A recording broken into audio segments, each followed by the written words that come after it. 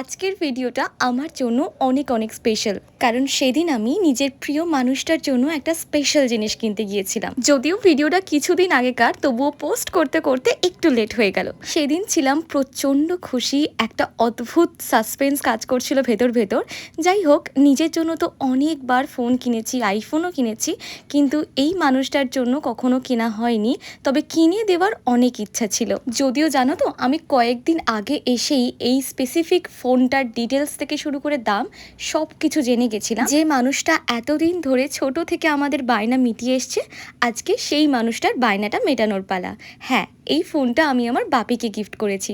আর আমার বাপি কিন্তু স্পেসিফিক এই ফোনটার কথাই আমাকে বলে দিয়েছিল। সত্যি কত বড় হয়ে গেলাম না আমি, নিজে থেকে গিয়ে কোন ফোন নেবে, কীরকম কালার নেবে সবটা ডিসকাস করা, দোকানে গিয়ে কিনে আনা। ইভেন এবারে তো বাপি আমার সাথে ফোনটা কিনতে পর্যন্ত যায়নি, এতটাই আমার উপর ভরসা করেছিল। বিশ্বাস করবে না, নিজে যেদিন আইফোন কিনেছিলাম প্রথমবার, সেদিনও এতটা প্রাউড ফিল হয়নি, এতটা এক্সাইটেড লাগেনি যতটা এই ফোনটা আনবক্স করতে গিয়ে লেগেছিল। এতটাই মানে কিরম একটা হচ্ছিল না যে আমি ফোনটা খুলতেও পারছিলাম না ঠিক করে। জানো তো, ফেসবুকে যখন এখন দেখি বাবা মার জন্য মানুষজন বাড়ি বানাচ্ছে, গাড়ি কিনছে, খুব প্রাউড ফিল হয়। জানো তো, একটা ফোন কিনে যদি আমার এতটা খুশি লাগতে পারে, তো ওনাদের কতটাই না খুশি হয়। আমি জানি একদিনে সবটা হয় না, তবে একদিন তো সবই হবে।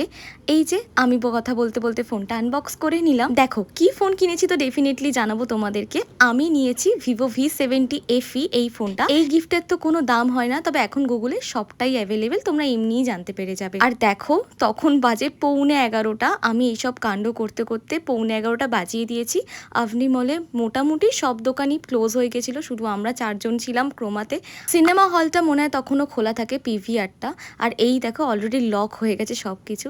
এই যে মানুষটার জন্য এত কিছু করা, এই ফোনটা কেনা, সে খুশি মানে আমিও হ্যাপি।